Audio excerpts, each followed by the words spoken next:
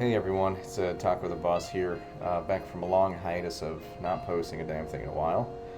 Anyways, I just wanted to take a little bit of time to talk about the attack on the Oldsmar, the water treatment facility plant in Oldsmar, Florida. Some of you watching might know that I posted an article recently kind of covering my thoughts and informal analysis of it based on the information at hand, like all the stuff that's publicly available. It's got some pretty good feedback so far, so I figured I'd make a video on it, just kind of covering the same topics, but maybe it's a little bit easier, more enticing to listen to or watch this instead of read it. Anyways, so yeah, let's just go ahead and get into it.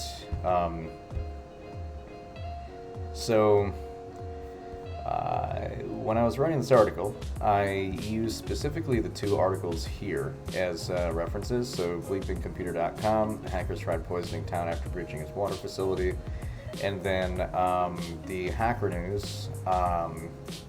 So the hacker tried poisoning water supply before breaking into Florida's treatment system. Or after breaking into Florida's treatment system. It doesn't make sense to do it before. Duh. Anyways, so that's that. So let's go ahead and get into it. So if we are going to take a look at some of the facts here presented to us, we can do a quick recap here. So according to the sources mentioned here, the attack occurred at the city of Oldsmar's water treatment facility in Oldsmar, Florida, which is in Pinellas County, which is in the United States of America, in North America, on planet Earth. The attack occurred twice on Friday, February 5th. So last Friday, today is the 10th, the date of this recording. That's in 2021. There was an attack, two attacks, right? So this kind of access and entry took place twice. Once was started at 8 o'clock a.m. Approximately 3 to 5 minutes is what the sources say for that, and then also again in the afternoon between 1:30 to 1:35 p.m. Those times are estimates based on details from the story. It was stated that the attack took 3 to 5 minutes to execute, but instead I applied that to both attack times, or both occurrences. So the morning occurrence that took place at 8 o'clock, that attack served to increase the amount of sodium hydroxide, which is a chemical that's used, I believe, I'm not an expert in this chemistry here, but I believe that's used to do some kind of treatment to the water itself. But in large quantities, it's very harmful to humans, for human consumption. So the attacker had went in, and within 3 to 5 minutes was able to increase the sodium hydroxide levels from 100 ppm, or parts per million, to 11,000 parts per million. That's kind of a bad thing, right? People will die. So the afternoon occurrence entailed a second remote user opening and checking functions in systems that control the amount of sodium hydroxide in the water. So the second session was somebody went in, just went beep, boop, beep, and checked some shit, and that was it. TeamViewer, it's widely known that TeamViewer was the attack vector for this. It was leveraged to remotely access the target system. In this case, it was purported to be an engineering workstation that was compromised. So assuming that TeamViewer was on that workstation. And then it was stopped because the plant operator intervened and was able to reduce the level back to nominal parts per million. So doing so early enough that there was no actual significant adverse effects to the drinking water. So there are some operational assumptions that I added in here as well, just to kind of give some body to the analysis. So the first assumption that I end up making is that the SCADA software was compromised. SCADA, for those of you that don't know, that's supervisory control and data acquisition. It's basically the stuff that you log into to get your metrics, get all the data flowing upstream, and in some or most cases, giving the devices under that control hierarchy, different things to do, right? Tasks to run, etc. And SCADA is one of those weird terms where it's used pretty prolifically in the industry. It's not the only kind of control, though, but it is widely used in Industry 4.0, which we're in now. So the SCADA software was compromised via an attacker interfacing with it via a level 3 or a level 2, according to the Purdue model. Asset. In this case, it would be the engineering workstation. And that allowed the attacker to control the amount of sodium hydroxide present in the said software. So really quickly, for those of you that don't know the Purdue model, this is pretty much it. It used to be an actual networking standard back when connection was more serial and whatnot. But now that we have Ethernet and Wi-Fi and all this and that, it really serves as more of a networking guideline on how to layer your control systems and all the things that interact with them to keep them in manageable zones and levels and whatnot. So it's pretty simple for the most part. The main idea here is that no communication will come in from the enterprise network over the DMZ to the industrial network. So it's very heavy on network segmentation. So that's something to keep in mind. So, okay, the attack originated from outside the facility itself. That's an easy assumption for me to make, saying that the attack came in over TeamViewer using two different accounts, two different TeamViewer user accounts. And multiple TeamViewer user accounts were compromised, at least two. It took a few articles to really get through this, but it's stated in the Hacker News article here, where we quickly look through.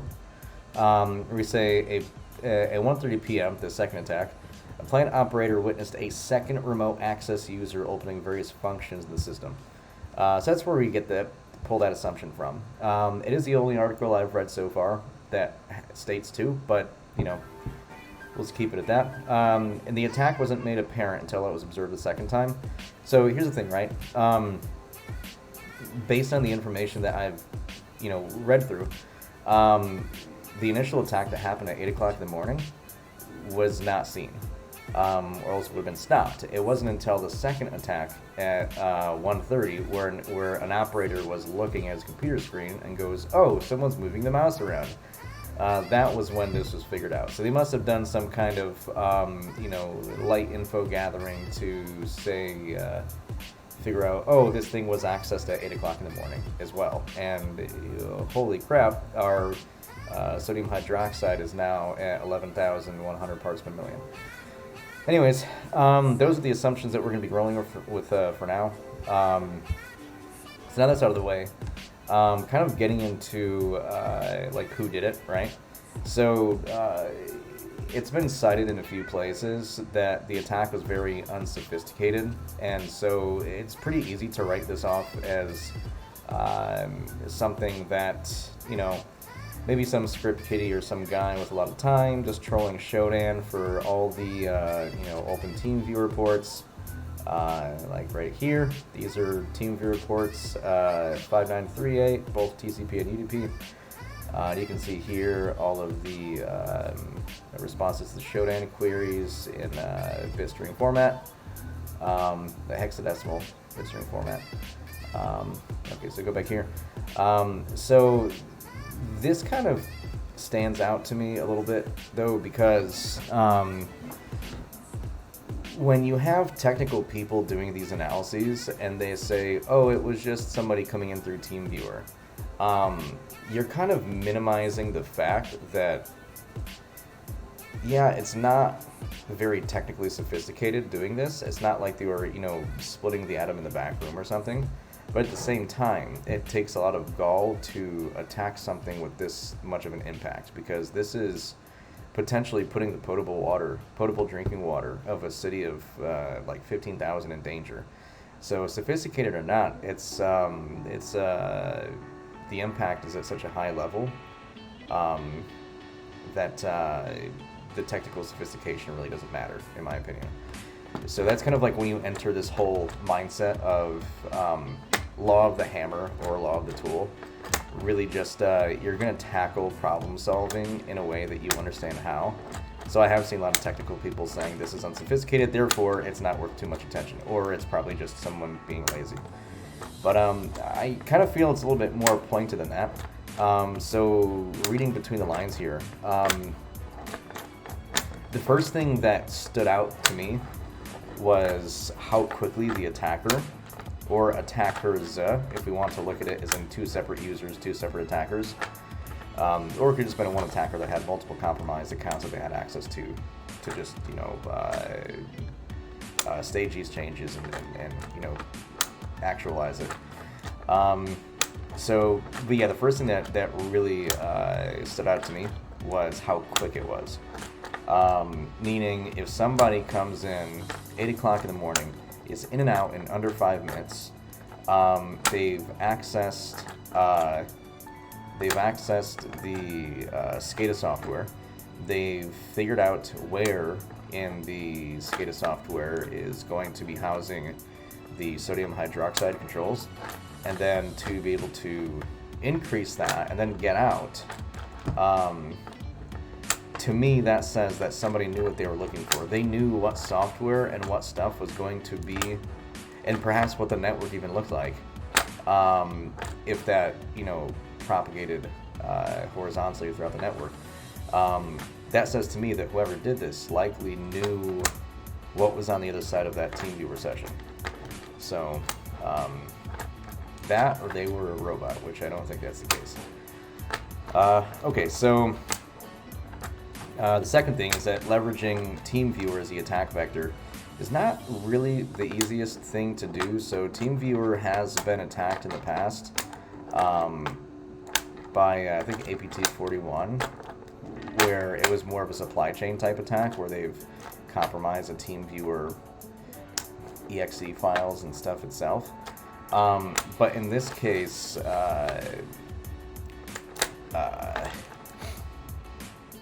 kind of makes me think that it's potentially could be an unknown APT group, maybe, or somebody that had access to TeamViewer, maybe a disgruntled IT admin or something. I don't know. But anyways, yeah. So if you want to follow the APT route, you know, follow that to the logical conclusion here. I took a gander at the MITRE Attack Navigator, which I've got pulled up right here, and I went through and I had selected the apparent tactics, techniques, and procedures that this attacker used, which ranges from initial access execution, persistence, lateral movement collection, impaired process control, and the impact. So impact is something that I talk about a lot here. So damage to property, loss of safety, manipulation of control. So if we look at it like this, I don't really offhand know of any ICS specific APTs that kind of matches this framing. However, I did come up with a few that overlap in just a couple of areas. One of them, or really all these three bottom ones right here. So oil rig, sandworm team, and temp velis. So if I go ahead and unselect really quick, I could do multi-select based on the TTP profiles of each of these APT threat groups. So I think I hit that. For me, it was the use of valid accounts that kind of did that for me. Valid accounts, internet accessible device, kind of no-brainer there. Then temp velis, which was external remote services, supply chain compromise, maybe, but valid accounts as a way to laterally move and persist in the environment. But for all we know, whoever the attacker was could have been living off the land for a long time, compromising resources that were already there. So it makes it kind of hard to tell. So this is really kind of an initial analysis. But if I did want to take the route of checking, going through the path of trying to look at what APT it could be, I'd end up kind of in this realm of these three groups right here, and then kind of work my way around them. In the initial part of my analysis here, my first conclusion that it's likely not a known APT, just because the TTP profile here doesn't really fit too much of what's known. But I mean, I could be wrong. It wasn't an exhaustive search, as you can see right there, that we just did. And the relationship between TeamViewer being used in any kind of APT group compromise is kind of slim. And I did find an article regarding FireEye's little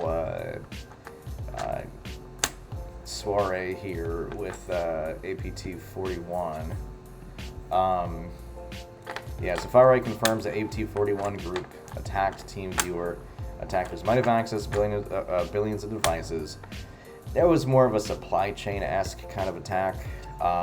Pretty much the bad actors and hackers compromised parts of TeamViewer's backend, so they were able to upload and disseminate false copies or like maliciously modified copies of the TeamViewer software.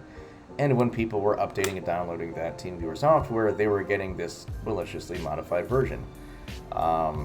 So obviously there was no kind of cross-checking of hashes or MD5 and SHA sums or anything like that.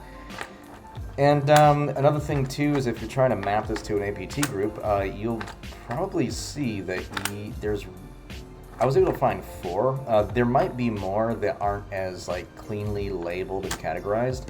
But there's 4 big ones here within the past, technically it covers the past 11 years too. This CV was in 2010, but that's a very old version of 5.0. Anyways, most of these are not exactly a walk in the park to deploy.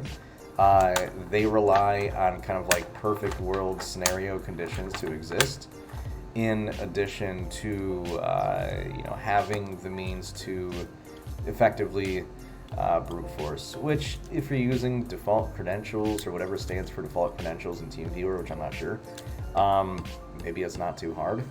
I'm not a TeamViewer expert, but I've used it many a time.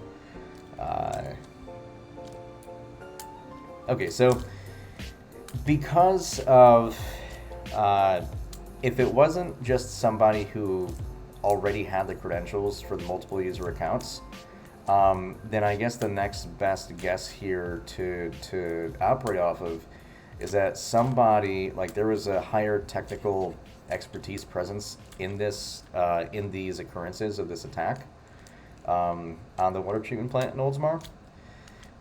So if you put a gun to my head and say, hey, right now, just tell me who you think this might be.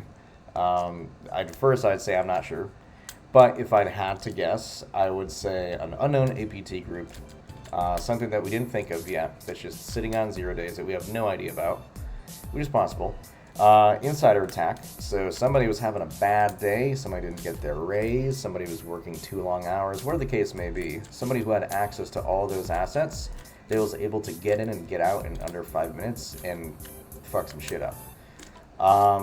Or just some jackass, which is, it could have been just somebody trolling Shodan with way too much time on their hands and with complete disregard to human life and the human condition and all the 15,000 citizens in Oldsmar, which is unfortunate, but, these are really all just kind of catch-alls, except for insider attack. It's pretty specific, but I don't want to purport that, to assert that too much.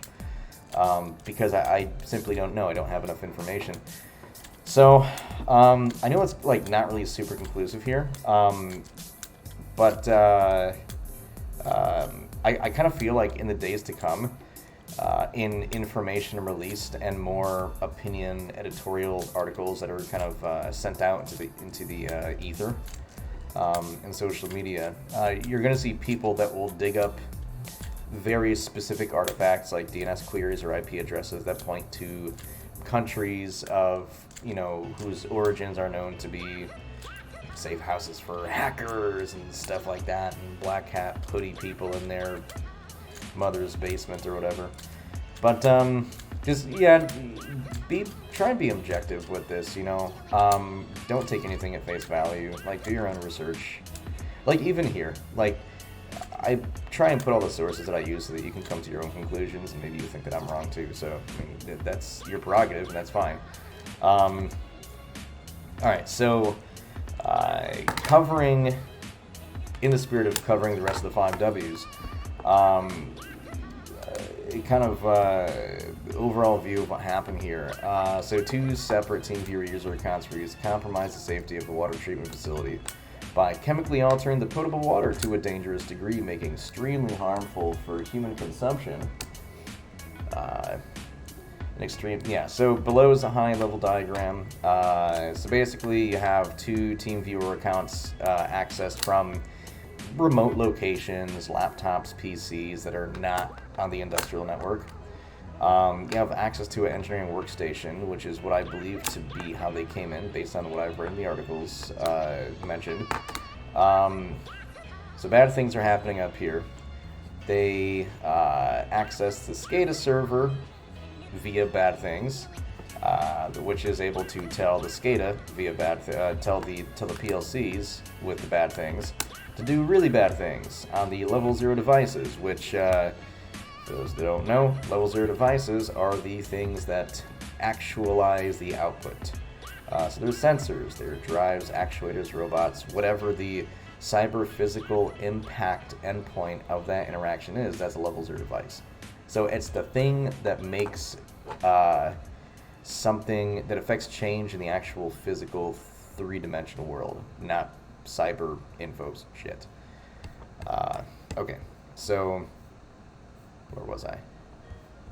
Yes, bad things, bad things, bad things, really bad things, level 0 devices, Purdue model, Google it. So the impact was the potential for approximately 15,000 citizens to be poisoned. So that's not good. But in statements on their YouTube press release video, which is right here. If you click on that link, I'm not going to go to it. So a lot of people have been kind of like, not a lot, but a good amount of people, enough for it to be a bit annoying, have been slamming this municipality for not doing a better job. And from just like a sentence standpoint, like maybe that's right, but not all these municipalities are cybersecurity experts, but one thing that they understand extremely well is safety controls. So you can have different, a collection of things happen, but it might not actually meet, there's a good chance that it won't meet the action on objective, just because these municipalities are expert in ensuring that the safety controls are in place so that it doesn't harm the population. You see this with water, you see this with traffic control, you see this with electric grids, metropolitan transportation systems like light rails, subways, trains, trams, what have you.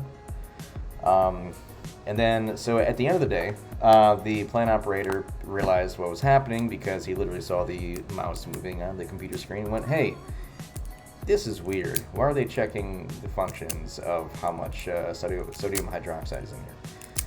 Anyways, so that's that. Just a quick, covering the 5 W's as in what. Okay, so when. I already covered that it took place once at 8 o'clock in the morning and 1:30 in the afternoon on February 5th, which is a Friday of 2021. And that exact timeline was not stated. However, in the article here, the Bleeping Computer one,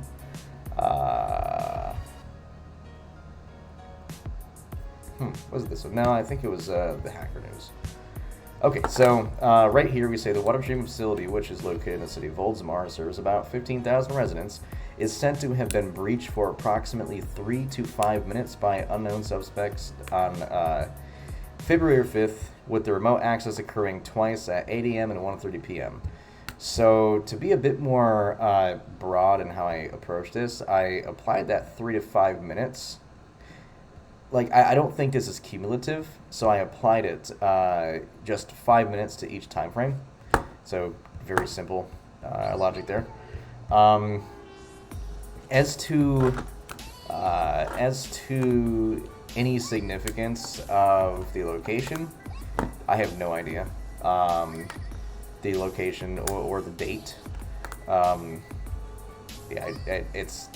It could have had something to do with potentially banking on lackadaisical practices, because people might want to get out early on a Friday, especially the Super Bowl weekend.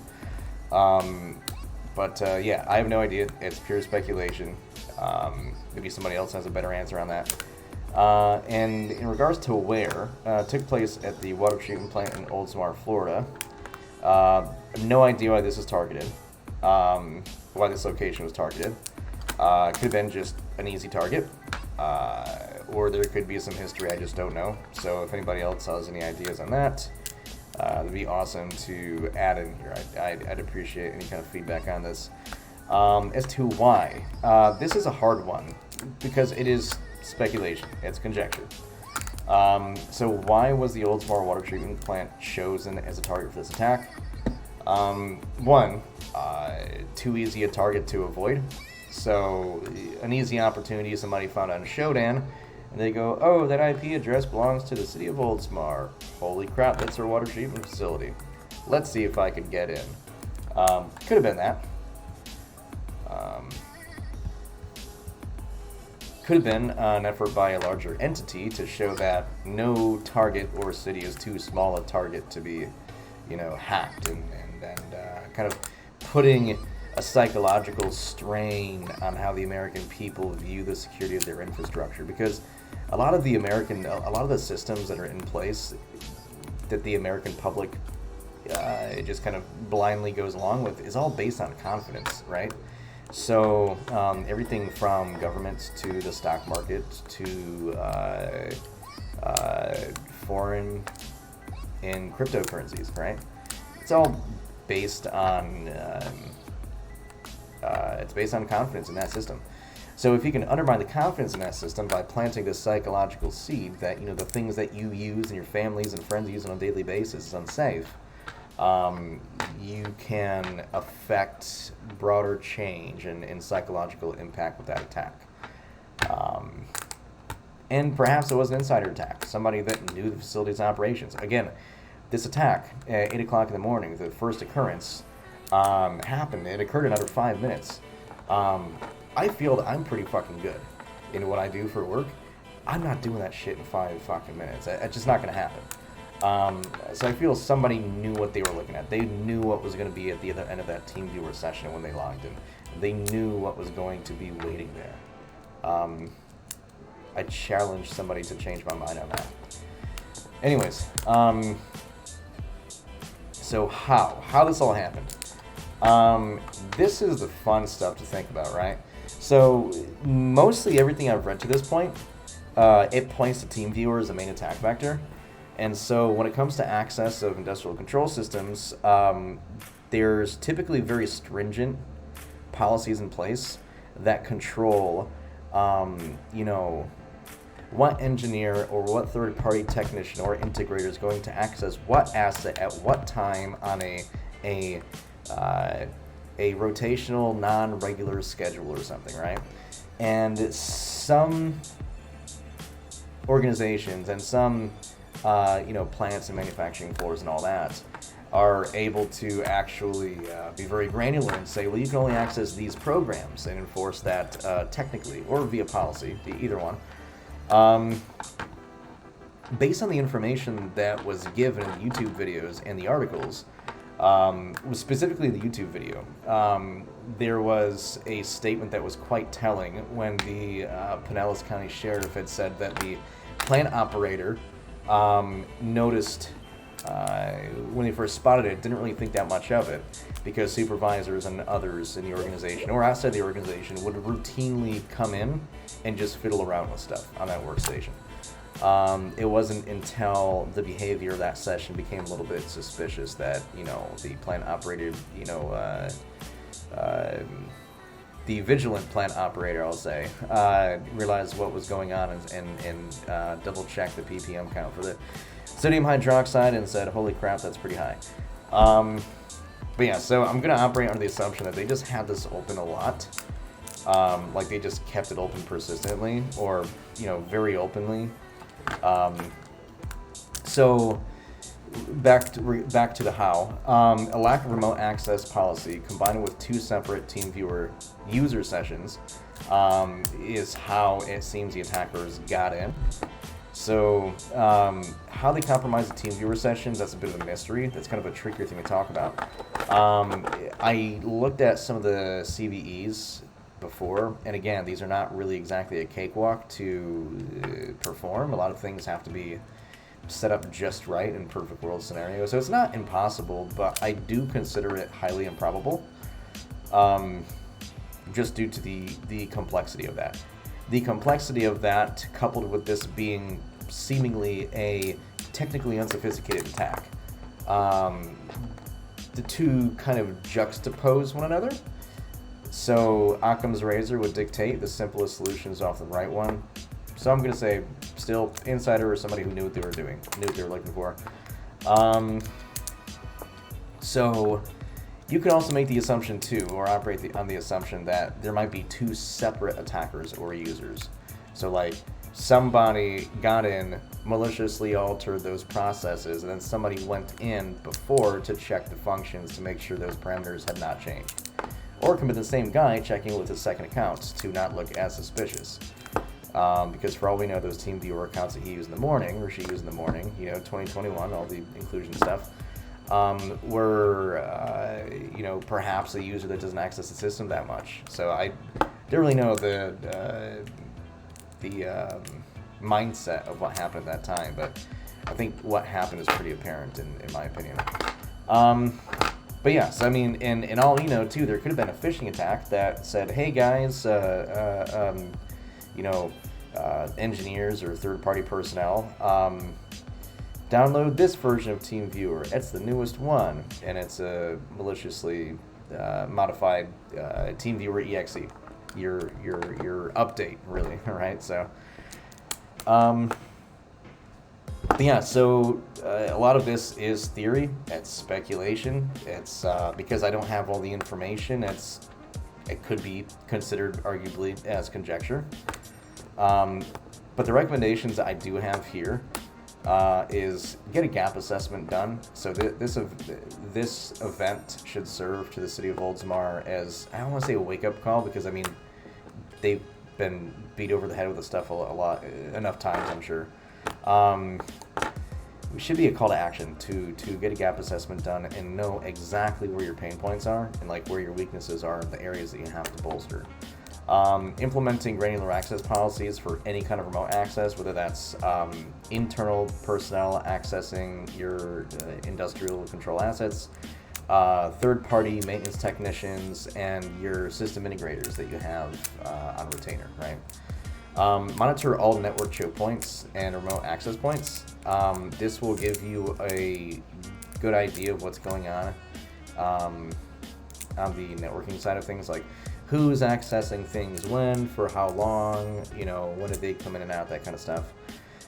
Deploy host intrusion detection systems on all the employee computers that need access to the TeamViewer or other remote access sessions. Just so that, in addition to things like antivirus and anti-malware software and all that, but the host identity, the host intrusion detection system is, I think, a must-have, especially for organizations that dole out these employee laptops with all this remote access software on them. So go back to the basics too. So review the Purdue model as a guideline and make sure you're meeting it. Because I think as a networking guideline, I think it stands the test of time and is historically proven to be a great model to operate off of. A lot of people like to say that the Purdue model is dead. I don't think so. They're just trying to sell you shit. Some silver bullet to solve all your problems. Next, I'd say bring on security personnel. So like a third-party firm that knows what they're talking about, industrial control systems, OT, Industry 4.0 technology, or have your own internal security people. Make it a practice. Don't have a gathering of engineers that sometimes know how to do some security stuff. That's a bullshit way to do it. I'm sorry, that's just stupid. Have dedicated personnel that can put their time and effort into ensuring that everything that you do and have is above board. Because if not, you're going to end up having more heartaches down the road. And then stay away from silver bullet products. So a lot of services, there are a lot of really good services out there, don't get me wrong, but never ask a vendor how you should employ security practices in your organization, because you have to ask somebody else. You probably need to get that capability in-house yourself. So, look for purpose-built solutions that don't hinder your ability to operate, that can kind of evolve and scale up and down with your operational needs, whether it's networking or increasing the amount of hosts in a network, yada yada. Some of that IT crap that spills over into the OT side. And then read the intro to CSIS. Intro to CSIS is the introduction to cyber physical system integration security. It's a paper that I wrote last year in October. It's basically a kind of mindset in modeling frame of thought on how you should connect things to the internet. And final thoughts here is pretty much just as there's this elevating hyperconnectivity throughout the Industry 4.0, the IoT, the IT-OT convergence, all that jazz and marketing buzzword soup crap that you hear. This connectivity will be used as a weapon to harm innocent people. It just will. We're seeing it happen literally right now. So it's important that the efforts that we take to secure the infrastructure is done with a mindset of safety and security first. That means working together regardless of industry, regardless of your, where you hail from, what your loyalties are, where you work. The mindset is that if my family and friends are going to be using this infrastructure, I don't want them to die. That has to come before any business goal. That has to come before any personal goal. And so if we do that, I think we'll be well on our way of being okay. Not quite yet, but well on our way. And too often, these efforts are either vendor or solution driven, but try and take an objective approach. And that objective approach outside of solution or vendor-based employment of, change here, I think it does give you an advantage. It gives you an advantage to see things and kind of try and use like first principles thinking to solve these problems.